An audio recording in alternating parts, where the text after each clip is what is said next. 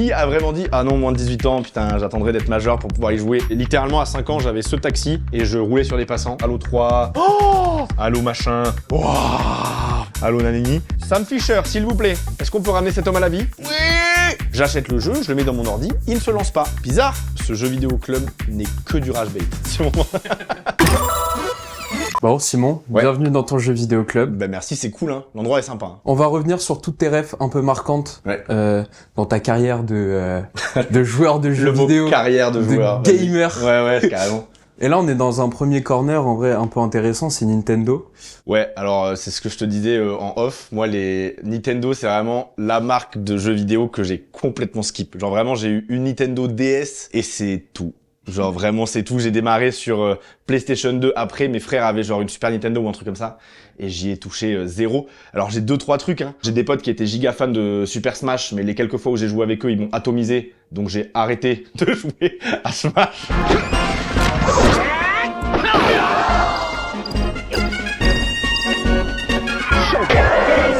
Non, par contre, j'ai des souvenirs de Nintendogs et j'ai des souvenirs des Animal Crossing, mais avant la hype du Covid. Tu vois ce que je veux dire? Genre Early Animal Crossing, le premier Animal Crossing à l'ancienne.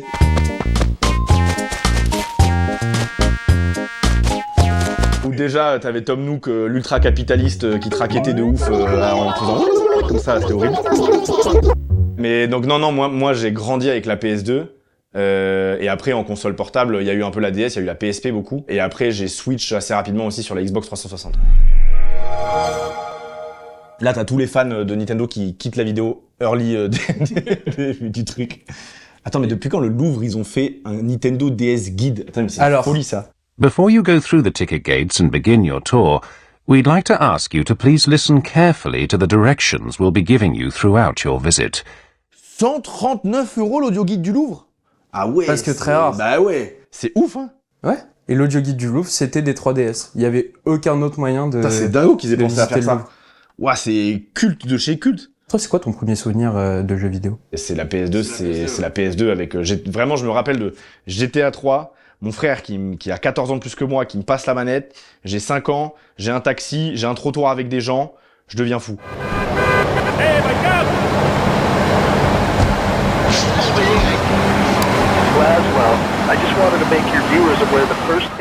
À 5 ans, tu vois, genre vraiment le... Beaucoup trop jeune. Beaucoup trop jeune. Et genre, de toute façon, globalement, GTA, tout le monde commence beaucoup. Ouais, et clairement, genre, qui a vraiment dit « Ah non, moins de 18 ans, putain, j'attendrai d'être majeur pour pouvoir y jouer ». Personne sur Terre. Vraiment, le premier un peu net, c'est ça. Et après, un autre souvenir très net que j'ai de mon évolution de joueur, c'est que le jour où j'ai la Xbox 360, j'ai 2 jeux dessus. C'est Mass Effect et le premier Assassin's Creed.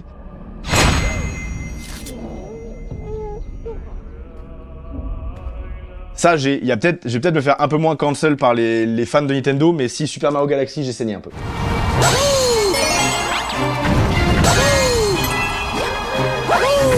Classique. Je sais pas si j'ai été au bout, mais j'ai bien joué, ça je m'en rappelle, parce que j'ai eu la Wii aussi. Ah si, ok, regarde, je me fais rattrape dans le cœur. Je me rattrape dans le cœur des Nintendo fans. T'essayes de te rattraper, c'est Je le vois parce qu'il est là, le vrai bien Zelda. Voilà, je suis désolé, je sais que tout le monde est en mode ouais, Breath of the Wild et tout. Pour moi, le meilleur Zelda ever, parce qu'il est bresson par rapport aux autres, c'est Twilight Princess.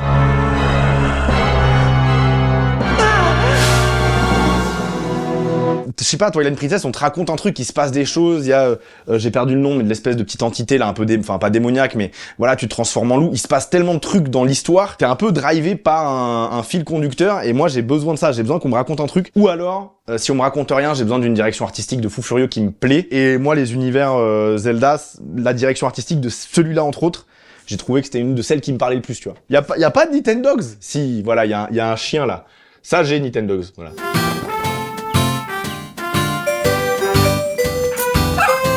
D'ailleurs, petite pensée à tous les chiens abandonnés depuis 15 ans, je pense, voire plus maintenant, dans tous les Nintendogs du monde. Dans toutes les DS du monde. Mec, tu relances des Nintendogs, là, t'as des chiens en apoplexie, en mode « Oh, t'avais pas vu depuis 300 ans, maître !» Truc horrible. Donc voilà, oui, c'est ça, c'est Super Nintendo qu'avaient mes frères. Et alors là, pour retrouver si elle... Mais non. Incroyable. Ben voilà.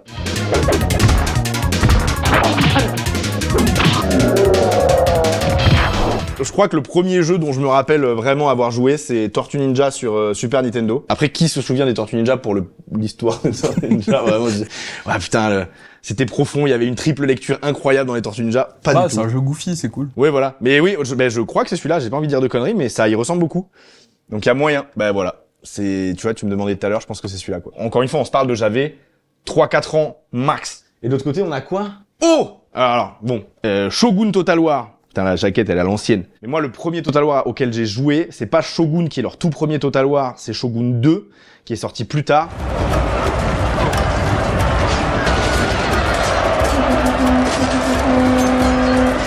Et celui-là, je lui ai mis des centaines et des centaines d'heures. Et en fait, ce que j'aimais beaucoup dans les Total War, c'est que c'est donc des jeux de stratégie, mais où vraiment l'armée, c'est un peu à taille réelle. C'est-à-dire que quand t'as des unités, elles font genre 100, 200 soldats, etc. C'est pas genre, j'aimais beaucoup Age of Empire et tout, mais Age of Empire, c'est des batailles in fine de 10 contre 10 personnages, tu vois. Dans les Total War, c'est vraiment des armées monstrueuses. Et donc moi, j'ai saigné Shogun 2, quelques années plus tard où étaient sortis sortent Empire et Napoléon. Donc en mode français, je me dis vas-y, je vais jouer à Napoléon et tout. Il était sympa, mais il valait pas Shogun 2. Et ouais, les Total War, c'est ce côté vraiment bataille de masse énorme, ultra impressionnante visuellement. J'avais pas un PC de folie, donc je pouvais pas tout mettre à fond, tu vois. Mais j'adorais ça. Et au final, ce qui est une autre composante des jeux Total War, à savoir toute la partie gestion, c'est un truc que je skippais pas mal. T'as vraiment genre une grosse partie gestion avec une grosse carte et des villes où tu gères ton commerce, ton machin. Ça, je skippais souvent pour faire quasi que des escarmouches en multijoueur et aller me taper directement juste avec les batailles ultra impressionnantes. J'aime beaucoup les RTS. Là, je te dis, les Age of Empire et tout, je les ai fait, mais c'est pas Shogun 2 en particulier, c'est les Total War plus que les autres. Sauf que je suis aussi un gros fan d'histoire. Et du coup, j'avoue que moi, ça fait un petit moment que je suis un peu frustré qu'ils soient stuck dans Warhammer, parce que Warhammer j'aime bien, mais c'est pas un truc qui me transcende. Et du coup, je suis en mode, mais quand est-ce qu'ils vont sortir de l'arc Warhammer pour refaire de l'historique, parce que j'adorais ça. Attends, mais en gestion, pareil, si quand j'étais plus jeune, j'avais fait Roller Coaster Tycoon.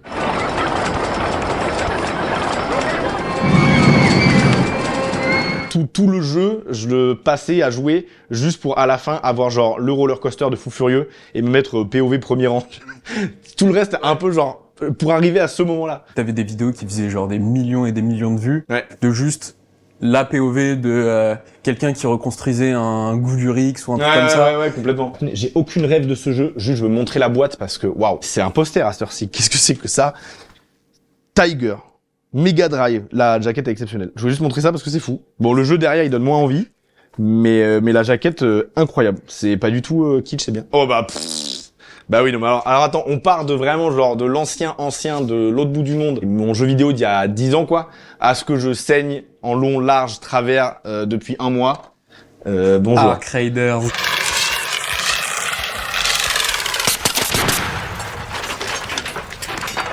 Ce jeu a tué ma productivité à coup de fusil à pompe, enfin de Il Toro pour ceux qui auront la ref. Mais moi j'ai une question pour toi Simon. Vas-y. Est-ce que tu fais des coups de pute sur ce jeu? Non, c'est le truc que je me refuse à faire, c'est la trahison. C'est-à-dire que si je te dis don't shoot, je vais vraiment don't shoot. Don't shoot! Je fais pas d'extract camping non plus, genre tu te mets à côté de l'extraction, t'attends comme ça dans un buisson, ça m'est arrivé tellement de fois d'arriver, t'appuies sur le bouton et t'as deux mecs qui sortent genre Gargamel ou les hyènes dans le Roi Lion, c'est genre d'un buisson comme ça et qui te fument, ça c'est horrible. Non, ça c'est le truc que je me refuse à faire. Par contre, ça m'arrive de pas parler et de tirer. Donc si je croise un mec qui me dit don't shoot et que je réponds pas, c'est que ça va ouvrir le feu. Okay. Mais je fais pas semblant qu'en vrai on va être copains et tout machin. Wait. Welcome!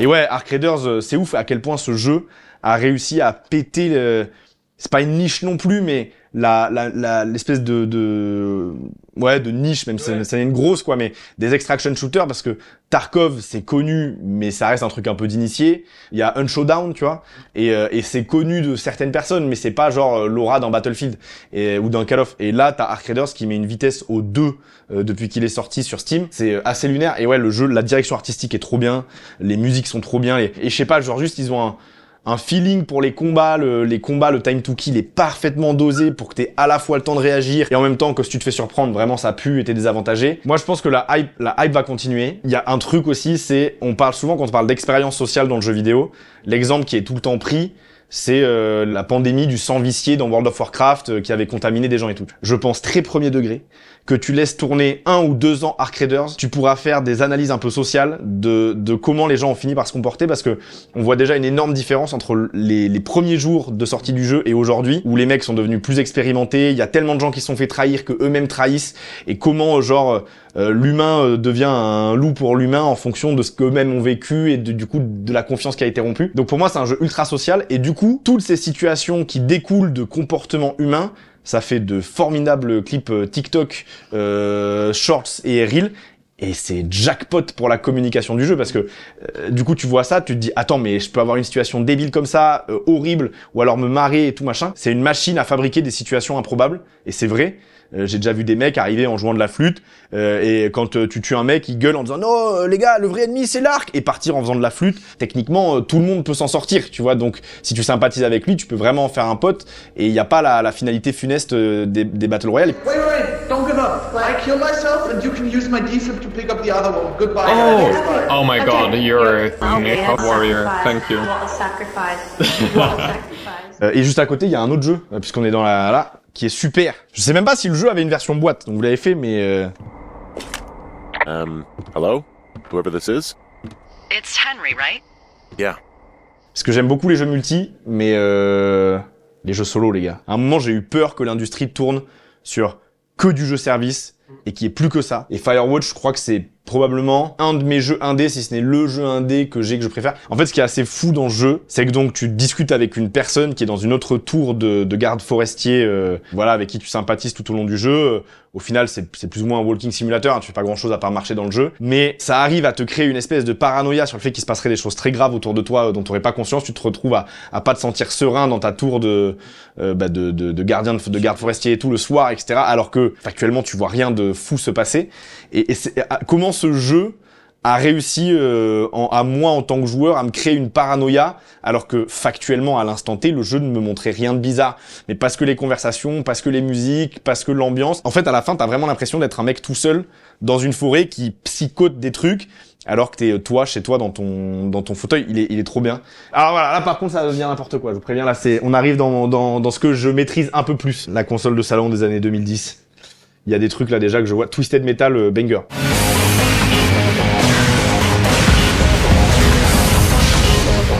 Twisted Metal, jeu de voiture avec un clown un peu démoniaque, genre il faut détruire les adversaires. Mais alors, s'il y a vraiment un jeu de bagnole où il faut détruire les adversaires à retenir,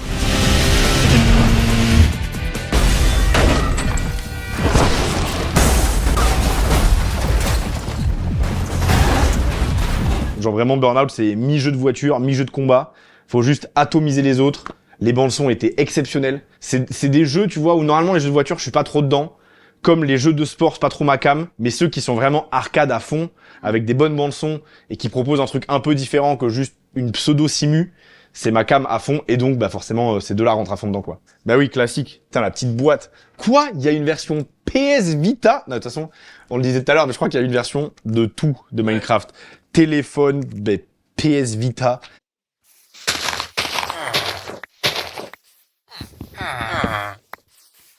J'ai beaucoup joué à Minecraft en solo, comme tout le monde et tout.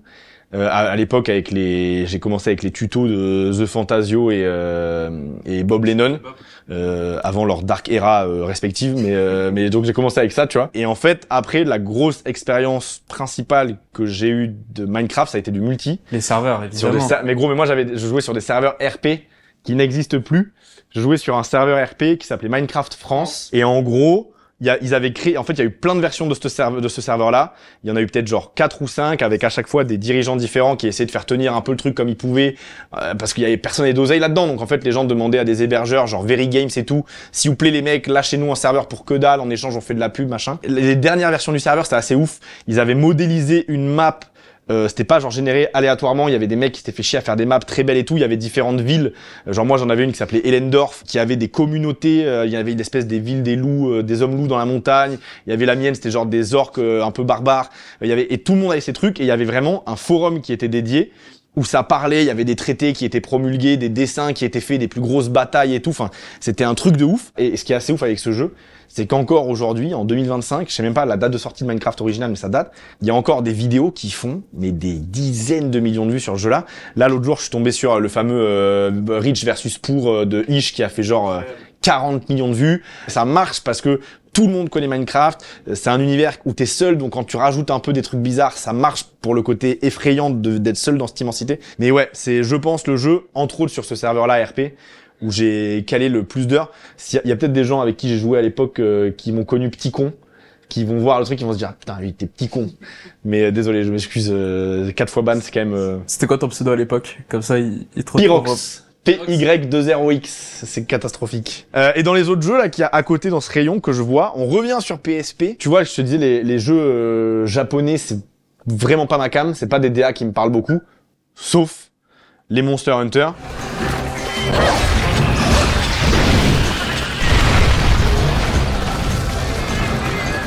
En fait, celui-là, j'en ai un très bon souvenir. Parce que donc, en fait, j'avais une maison de vacances, j'avais la chance d'avoir une maison de vacances à Biscarrosse-Plage. Et donc, l'été, quand j'y passais mes 2 mois d'été, j'allais des fois à la plage faire du surf, du bodyboard et compagnie. Et puis, des fois, je rentrais à la maison jouer à la console. Et j'avais donc ma PSP et mon voisin, qui est un de mes meilleurs potes d'enfance, Théodore, lui, il était 2 maisons à côté.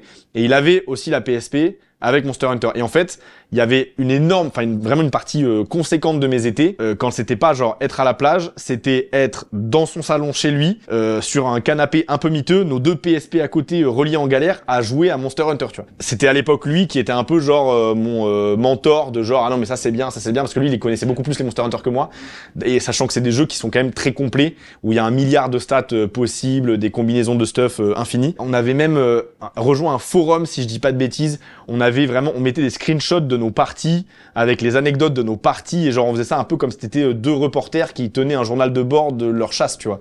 Et je sais même plus le nom du forum et tout, faudrait que je le redemande. Mais ouais, on était assez impliqués dans le truc, quoi. Et là, dans les jeux que je vois, parce que là on est sur PS2, alors là, vraiment faut pas que je reste là-dedans trop longtemps parce que c'était interminable sinon. Ah, attendez. Est-ce que vous avez, j'aimerais bien trouver le OG. Parce qu'il y a plein de gens qui ont tendance à oublier qu'avant ça, il y a Red Dead Revolver.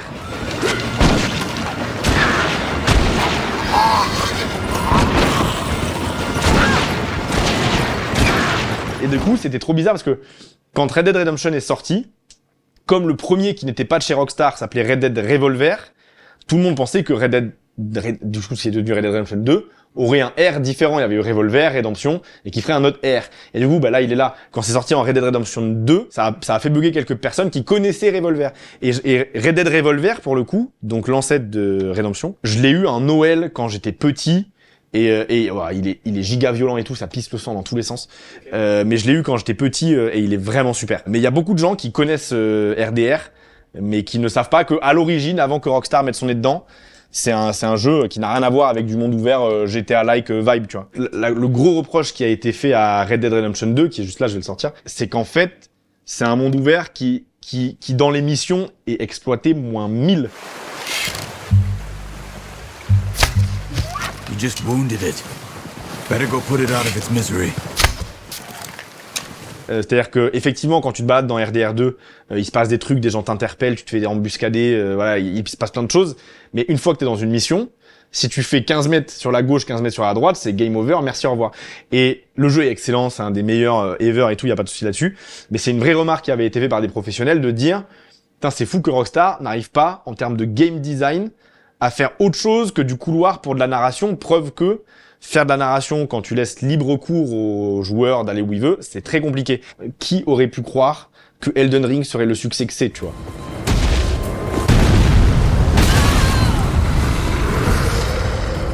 Je connais des gens pas qui sont nuls aux jeux vidéo, mais qui en vrai étaient habitués à de l'Animal Crossing et faisaient que ça, qui ont joué à Elden Ring, qui l'ont saigné, qui ont trop aimé.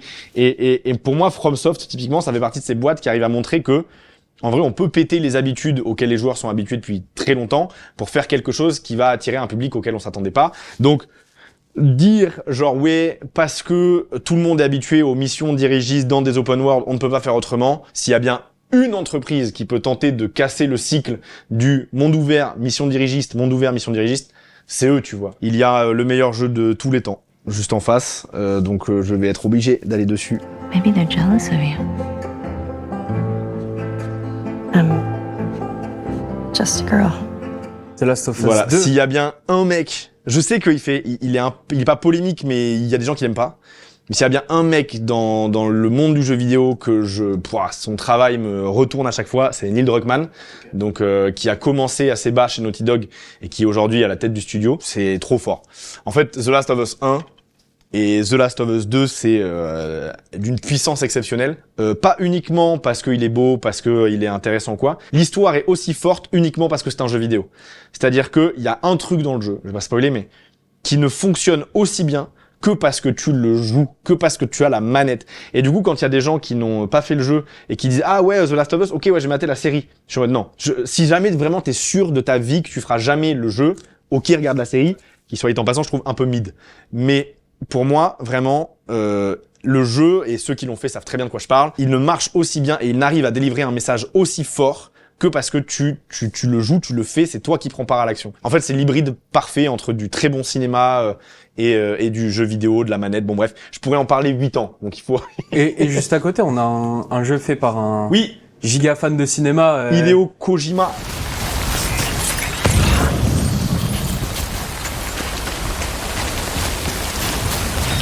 Death Stranding, exceptionnel. Le 2 est un peu moins bien que le 1, je l'ai moins apprécié, mais le 1 est fou. Parce que c'est une proposition qui est...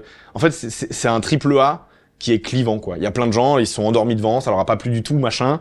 Moi, j'ai eu une scène avec Death Stranding qui est assez marrante. Je suis sur la fin du jeu, je vais vraiment le terminer. Je dois aller prendre l'avion, genre il doit être 11h pour aller en voyage professionnel et tout. Je me réveille plus tôt pour finir le jeu avant de faire mon voyage qui allait durer 2 semaines. Je lance la fin. 2 heures de cinématique, mon gars. J'étais en mode, idiot, il faut finir maintenant. J'ai un avion à prendre. Ça n'arrêtait plus. Il y avait un long métrage à la fin. J'étais en mode, c'est fou. Coupe ce jeu, mon gars. Mais c'est la force de Kojima, c'est que c'est pareil, c'est un hybride entre du cinéma, du jeu vidéo. Et pourquoi est-ce que j'aime Death Stranding? Parce qu'il y a des moments où la musique se lance, t'as des panoramas de malade mental. J'ai vraiment des moments où tu passes une colline, une musique démarre, c'est fou. Et puis il y a autre chose qui fait que j'aime beaucoup Death Stranding, et je pense que je l'aimerais pas autant si c'était pas le cas, c'est que la direction artistique, c'est tout ce que j'aime. Genre le truc un peu futuriste, dystopique, mais qui n'est pas une guerre nucléaire, tu vois, les espèces de mecs en tenue noire un peu imperméable. Enfin, je sais pas, tout, je trouve la DA de ce jeu exceptionnelle, les paysages un peu islandais, vibe, juste la tenue de Sam Porter Bridges, tout dans ce jeu, tout me parle et tout me fait trop kiffer et j'ai envie de tout avoir en décor pour mes vidéos YouTube tellement tout est trop stylé. En plus, c'est un des premiers jeux qui est vraiment énormément porté sur l'acteur principal qui est... Ouais, ils ont un casting de ouf, hein. Il y a, j'allais dire Léa Salamé, pas du tout. Non. Léa Seydoux. Léa Seydoux. Guillermo del Toro, je crois qu'il fait un passage, enfin il fait même beaucoup de passages puisqu'il est Deadman. Il est docteur. Il est Deadman. Il y a du beau monde. Et c'est un truc qui arrive maintenant de plus en plus. Il y a beaucoup d'acteurs qui arrivent dans les jeux vidéo. Mais tu vois, autant j'aime beaucoup les acteurs donc du milieu traditionnel du cinéma qui vont dans le jeu vidéo, autant j'ai encore plus de respect pour ceux qui sont dans le jeu vidéo et qui ne montrent jamais vraiment leur visage. Et là, j'ai le parfait entre les deux. C'est Troy Baker qui joue X dans Death Stranding. C'est Joel Miller dans The Last of Us, sauf que dans The Last of Us, c'est pas son visage, c'est le visage de Joel. Et donc si vous voulez voir, au-delà des interviews et tout, à quoi ressemble le mec qui joue Joel, ben faut regarder X dans Death Stranding. Et ces mecs-là, ou ces nanas-là, parce qu'il y a aussi beaucoup de femmes, je pense à celle qui joue notamment Ellie évidemment. C'est des gens pour qui j'ai un respect phénoménal parce que ils doivent incarner un truc qui n'a même pas vraiment leur visage. Enfin tu vois, je sais pas, je trouve ça fou comme taf et ils y arrivent quoi. Et donc j'ai un respect infini pour ces gens. Vraiment, écoute-moi, ce jeu vidéo club n'est que du rage bait. C'est mon... Alors, si bien compliqué et en même temps pas tant. TT-133 to control. Patient NC570442 secured. En fait, je me rappelle qu'ils avaient fait toute leur communication, c'est des projets, avant la release du jeu, en se foutant de la gueule des autres. Il y avait, je me souviens, dans des trucs à l'E3 ou dans je sais plus quelle conférence, ils mettaient des remarques en mode ouais, nous on va pas mettre de microtransactions et tout. Enfin, ils avaient un truc un peu provocateur dans leur manière de communiquer sur leur jeu. Le jeu sort. Cata. Je l'avais fait, alors moi j'ai fait la pire version possible en plus, j'ai fait la version PS4 dans la sortie.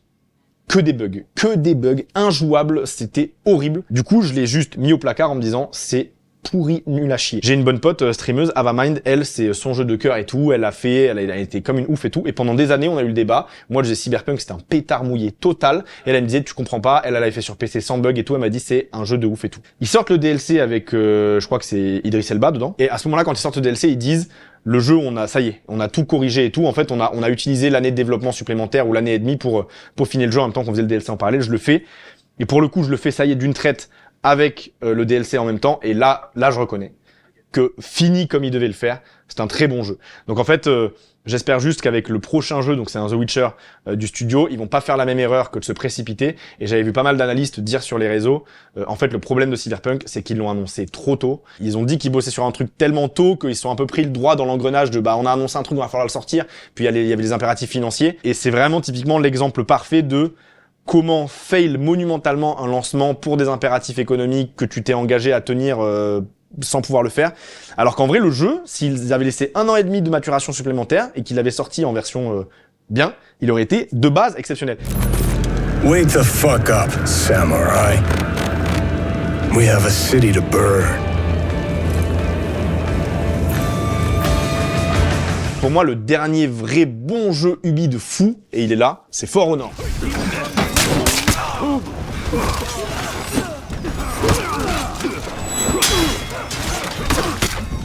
For Honor, c'est un vrai bon jeu Ubi parce que c'est un jeu Ubi qui n'est pas un jeu Ubi. Tu vois ce que je veux dire? C'est pas une map ouverte avec...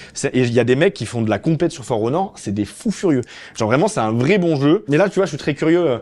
Ils ont monté une filiale avec Tencent dans laquelle ils ont mis leur série phare. Donc je crois qu'ils ont mis Assassin's Creed, ils ont mis Far Cry. Je suis très curieux de voir ce que va donner cette filiale qui va s'occuper du coup des mastodontes, aussi bien ce que ça va donner pour ces mastodontes là qui donc du coup vont être avec Tencent au capital, que du coup les jeux qui restent dans la maison mère Ubi.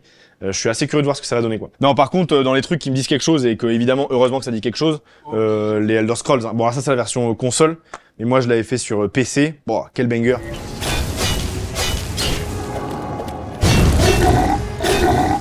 Genre vraiment les Elder Scrolls. Alors d'ailleurs, ils ont sorti un trailer pour le nouveau il y a 4-5 ans. Plus un son, plus une image. C'est pas où ça en est, mais... C'est en train de cook, hein. Oui. T'as saigné Skyrim un peu ou... Skyrim, oui. Principalement Oblivion, oui. Ouais, plus Oblivion que Skyrim. Le truc qui m'inquiète un peu avec le nouveau The Elder Scrolls, c'est que la dernière fois que Bethesda ont sorti un projet de grande ampleur, c'est Starfield. Et Starfield, c'est un peu nul.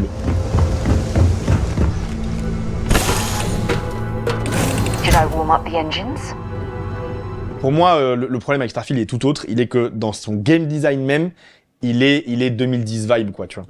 Je pense pas que c'est une question de bug et quoi. Je pense qu'ils auraient pu mettre 2 ans de plus, à moins de revoir complètement leur copie sur des fondamentaux du jeu. Ils auraient pas fait grand chose de plus, quoi. Mais ouais, en tout cas, par contre, les anciens, qui dans leur temps étaient très bien, sont toujours très bien. Et je crois d'ailleurs que un signe de à quel point un jeu Bethesda marche, c'est à quel point les modeurs s'en emparent. Je crois que Starfield il est un peu délaissé, hein. Quand tu vois Skyrim et tout en comparaison, c'est le jour et la nuit, quoi. Par contre, dans les trucs qui sont très bien là et dont on n'a pas de nouvelles depuis très longtemps, tu vois, on parlait de Ubi. Ubi, Sam Fisher, s'il vous plaît, est-ce qu'on peut ramener cet homme à la vie?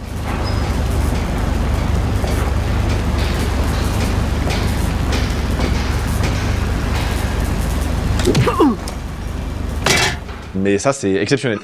Les Splinter Cell, les derniers, ils étaient vraiment trop bien, quoi. Et pareil, c'est une série qui a posé un étalon, quoi, dans le domaine de l'infiltration qu'il n'y avait pas avant sur notamment la gestion de l'obscurité, des trucs comme ça. Et ouais, et je sais pas ce que devient cette série. Il n'y a pas eu de Splinter Cell depuis un moment. À la base, ils bossaient sur un jeu qui est devenu autre chose, mais en tout cas, enfin, je sais qu'il y a des rumeurs comme quoi un Splinter Cell serait dans les tuyaux chez Ubi, mais je sais pas à quel point c'est vrai et où est-ce qu'ils en sont dans le développement, quoi. Il y a du banger partout. Il y a du banger partout, mais on va commencer par... Oh bah ouais, ils sont tous. Allez hop là. Les Bioshock, hein.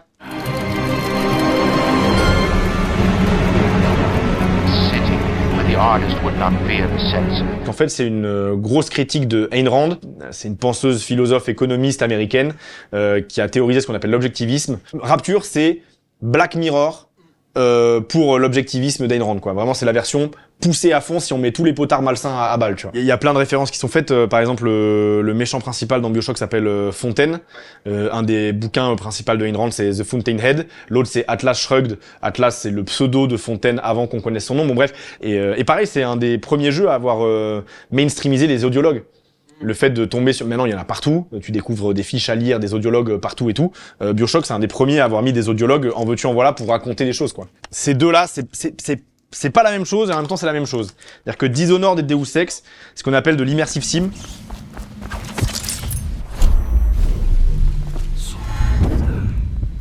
Any chance you'll share your food with me tonight? Please, not now.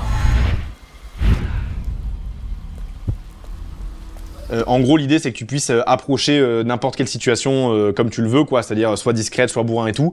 Les deux sont un peu, en fait, des cousins, à peu de choses près. Et les deux sont vraiment très très bien. Préférence pour Dishonored, en plus c'est français, ça a été développé à Lyon par Arkane, qui sont très forts, qui ont fait, je l'ai vu là-bas tout à l'heure, qui ont fait Deathloop il y a pas très longtemps, qui est une proposition assez fraîche. Et Deus Ex, pareil, la direction artistique de Deus Ex, j'aime beaucoup. Je voulais juste les mentionner parce que c'est un peu les papas de l'immersive sim moderne. Et donc ça mérite que juste on les montre, quoi. Get out of here, Hog. You got no business here. Ça va me permettre de parler du jeu que je fais en ce moment. Trop bien.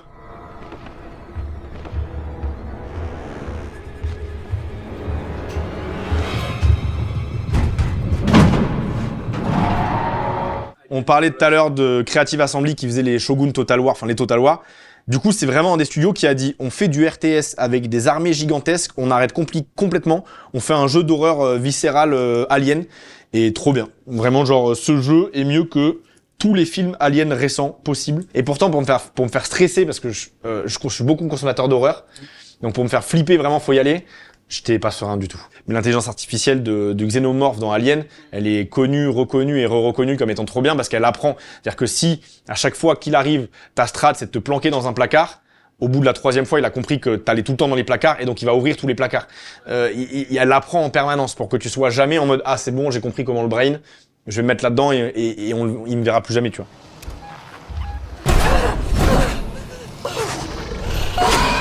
Dernière chose, après je finis cette vitrine, sinon on ne s'en sortira jamais. Bon, c'est pas le meilleur exemple, mais Hitman, Absolution, c'est le Hitman controversé, et en même temps, c'est Hitman.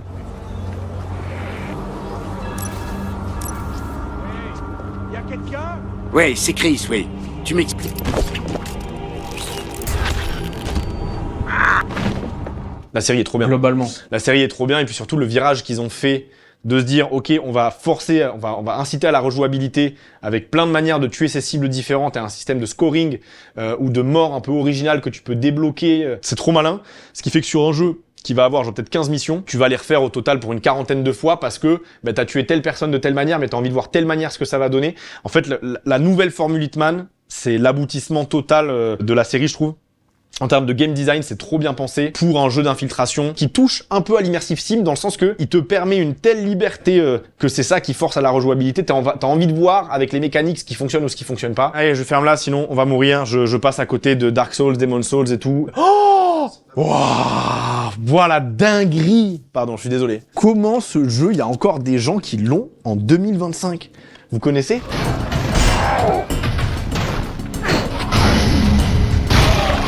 Mais ça... Pour le coup, non, je connais pas. Eh ben, ça m'étonne zéro. Je savais même pas que c'était Creative Assembly encore. Et alors... Décidément. Et alors, pourquoi? Parce qu'en fait, ça, c'est un jeu dans lequel t'incarnes un soldat spartiate et tu détruis des mecs, mais des centaines de mecs avec tes épées, tu les atomises. Et c'est un jeu où, pareil, il y a des troupes de partout, il y a des petits bonhommes partout et tout. Du coup, ça fait sens avec les Total War, où tu sais, il y a plein d'unités.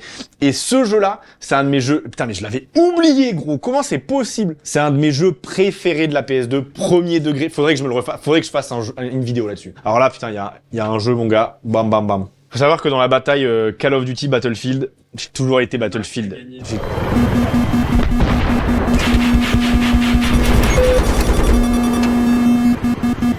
Moi, ce que j'aime beaucoup dans BF, c'est le chaos. C'est que, mec, c'est le bordel. Dans Call of, c'est pas que c'est trop net, mais il y a pas ce côté foutoir où ça pète dans tous les sens. T'as un bâtiment qui s'effondre, un char qui te passe à ta droite, un avion qui s'écrase devant toi. Moi, c'est ça dans BF que j'aime, c'est que tu lances la game, tu mets ton casque, c'est n'importe quoi. Mais dans le sens que, et un des modes que je préfère, c'est le mode percé, rué, parce qu'il y a une vraie ligne de front démarquée, où genre t'as 32 mecs contre 32 mecs à la ligne de front, et tu sais c'est vraiment organique, ça avance un peu, puis il y a une percée et tout le monde s'engouffre dedans et tout.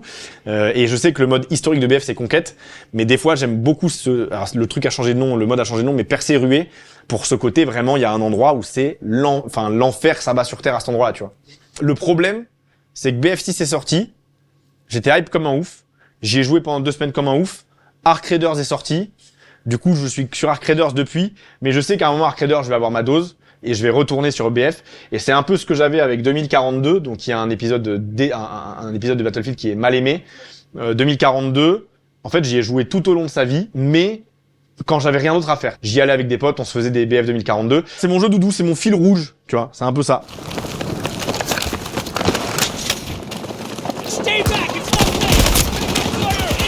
Ça aussi c'est très bien. Hein. Someone just went out the window. Sir, I need to get your name before I can record your message. Sir, the police cruiser will be there in just a few minutes. Can you hear me, sir? Agatha. Le premier jeu de Quantic Dream, donc ceux qui plus tard feront Heavy Rain, Beyond Two Souls et Detroit Become Human. Detroit Become Human, exactement. Fahrenheit qui est beaucoup plus sombre que les jeux qu'ils feront après d'ailleurs, mais il est super. Ah si, alors attends, est-ce qu'ils vont avoir le jeu où j'ai dû me battre avec ma mère pour qu'elle me l'achète?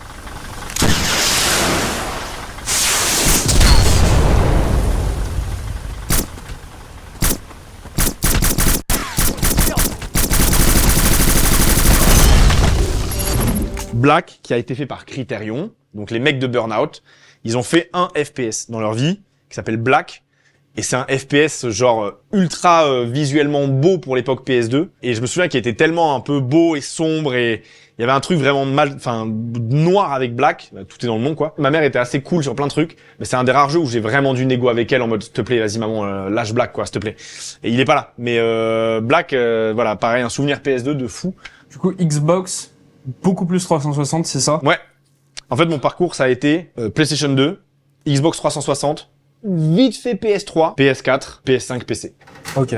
Le PC a toujours été un peu en fil rouge. D'ailleurs, voilà, je vais vous expliquer avec un jeu l'histoire de ma vie sur PC. Ce jeu Star Wars, République Commando, est à la base sorti sur PC. Enfin, moi, j'avais acheté la version PC, j'avais été me balader dans une boutique de jeux vidéo quand j'étais petit. Je vois ce jeu, je me dis banger.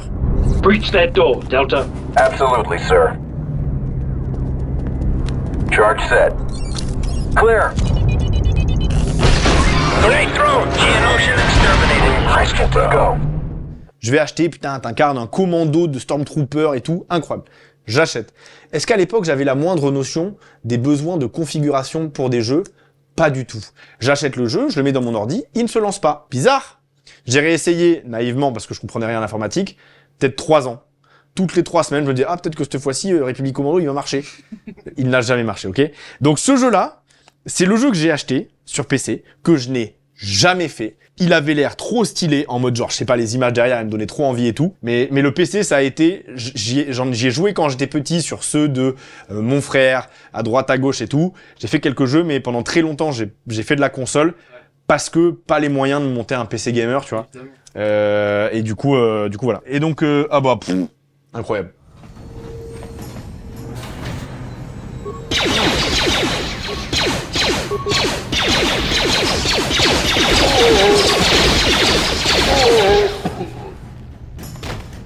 Voilà, je mets juste pour que tu aies des commentaires de gens qui sont en mode oui.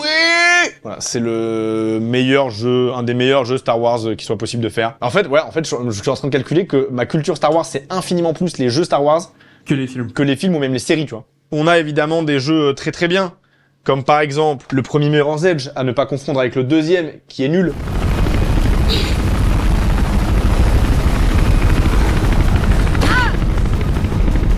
Parce qu'ils ont essayé de faire un monde ouvert, parce que c'était la mode de faire du monde ouvert, et le 2 est nul, mais le 1 est super. C'est un super tunnel, pour le coup, Mirror's Edge. C'est un super tunnel, ouais. Et vraiment, il est super, la bande-son, elle est folle, parce que la direction artistique est un parti pris de malade, avec les couleurs très sobres et tout. En fait, c'est un jeu qui a plutôt bien vieilli graphiquement. Quand tu regardes encore aujourd'hui du Mirror's Edge, du gameplay, c'est un truc qui a très très bien vieilli. Face, l'héroïne, elle s'appelait. Il est vraiment super, il est assez court, mais il te tient sur le temps qu'il a à te tenir. Non, Mirror's Edge, banger. Dans les jeux, là, tout à l'heure, je vous parlais de Halo. Pour moi, le meilleur Halo, il y en a qui vont dire Halo 3, Halo machin, Halo nanini. Pour moi, les deux meilleurs Halo, c'est Halo ODST, à la base. Parce que c'est une compile avec Halo 3. Mais Halo ODST, je l'ai trouvé super.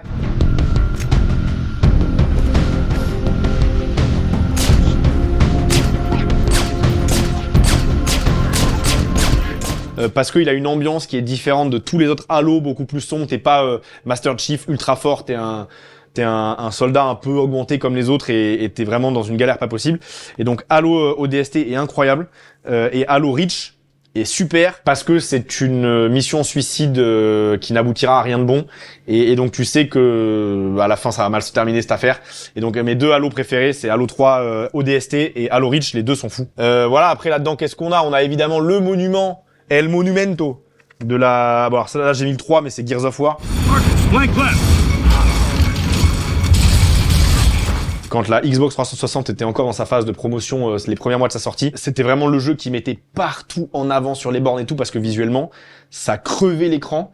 Et aujourd'hui Epic Games ils sont connus pour leur moteur et pour Fortnite et tout. Mais à la base, Epic Games, c'est Gears, hein. Oui, mais maintenant c'est Unreal, ils se font une thune monstrueuse avec Unreal, et puis avec Fortnite évidemment.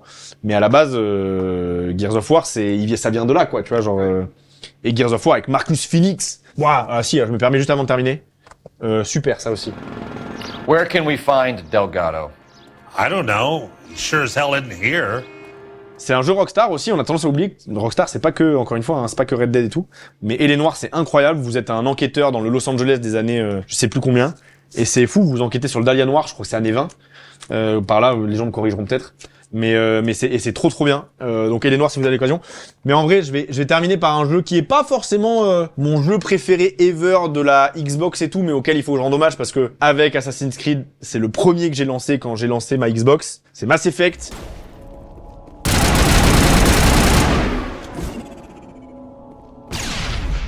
Qui est cultissime, hein, Shepard, le Normandie, etc. Mass Effect, pareil, ça fait partie de ces séries qui malheureusement sont un peu dead, mais Mass Effect 1, 2, 3 sont des monuments, ils ont influencé trop de trucs. Et Mass Effect 1, lui, est Assassin's Creed premier du nom. Bah là, il est pas là j'ai que le 2. Mais c'est vraiment les deux jeux avec lesquels j'ai lancé ma Xbox. Et la Xbox 360 avec la PlayStation 2, qui sont les deux consoles que j'ai vraiment, mais turbo saigné. Bah écoute Simon, merci d'avoir d'être passé dans le Jeux Vidéo Club. Merci à vous de m'avoir laissé vous mettre des tunnels.